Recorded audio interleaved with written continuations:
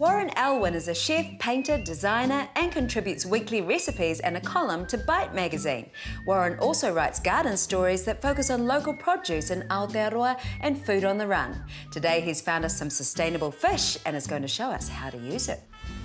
Kia ora Warren, nau mai. Hoki mai, so good to have you back. Oh, thank you for having me. I roto rau te kauta, because I remember the last time that you were here. Huri katoa te ao, I learnt so many really good things. Yep. I tēnei rā kaha taua. What are we going to do today? Today we're going to make a Goan Fish Curry using sustainable New Zealand Kingfish. And we're going to make rice using the absorption method. We've got jasmine rice, we've got a little bit of sesame oil and some kaffir lime, which will make it nice and fragrant. And then we're going to make a couple of lovely, simple condiments to go with the curry. So we're going to roll some bananas and coconut, and we're going to make a coriander and cucumber raita, in case the curry ends up being too hot, and then we can cool it down. Kua whakarohia ngā mea katoa, you've thought of everything.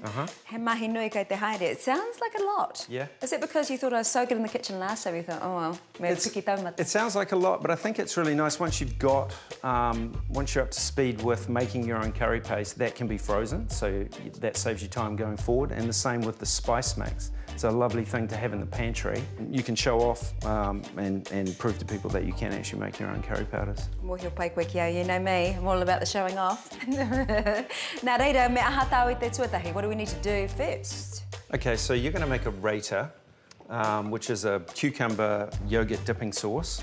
So we just need to cut those in half, strip the seeds out of them, and then we're going to grate them and mix it through the yogurt. I'm on cucumber duty. You're on cucumber duty, I'm on rice duty.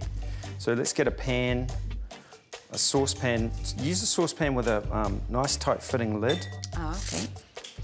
Me mātua whai taupoki ne, so we definitely need a lid.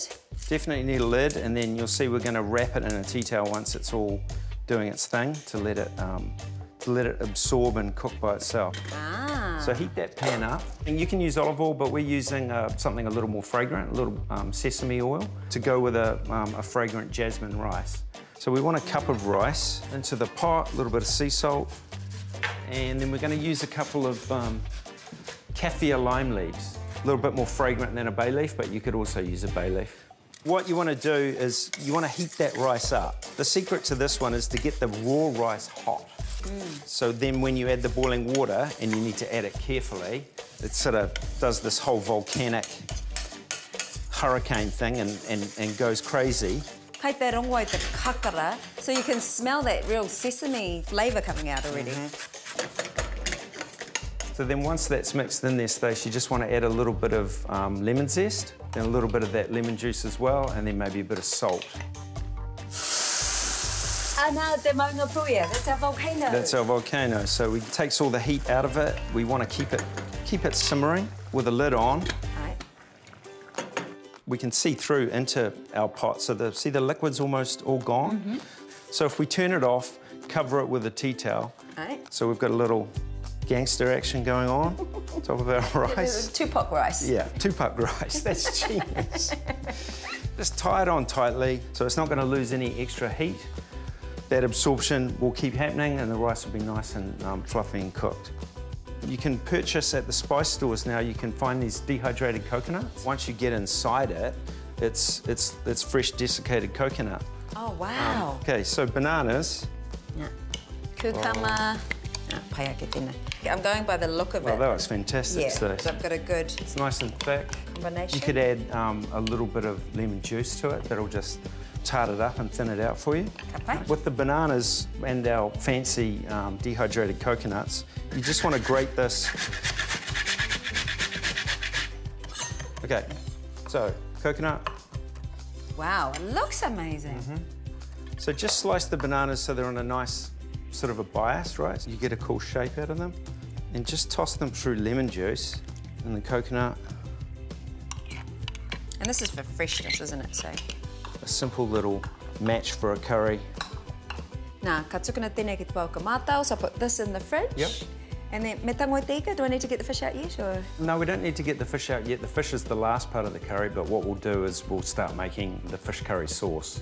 I'm on the wet curry paste. You're on the wet curry paste, and I guess I'm on the dry curry spice. We've got cumin seeds, coriander seeds, some cardamom, some cinnamon, a little cashmere dried chilli, some peppercorns, and some mustard seeds in there. Approximately about a teaspoonful of each.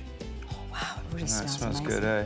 What you're going to do is you're going to do the marriage to that, which is the wet curry paste that we're also going to fry off. And that is ginger, turmeric, some fresh chilies, garlic, curry leaves, and the coriander stems. And then we're going to add a little bit of tamarind pulp to it as well. I'm just going to add all those spices in there. You'll smell it. It starts getting nice and fragrant. You can hear some of the coriander and the cumin seeds popping and the mustard seeds.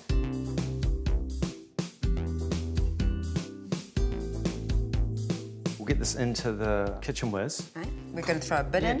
We'll probably do it in two. Take a try. It's actually doing pretty well.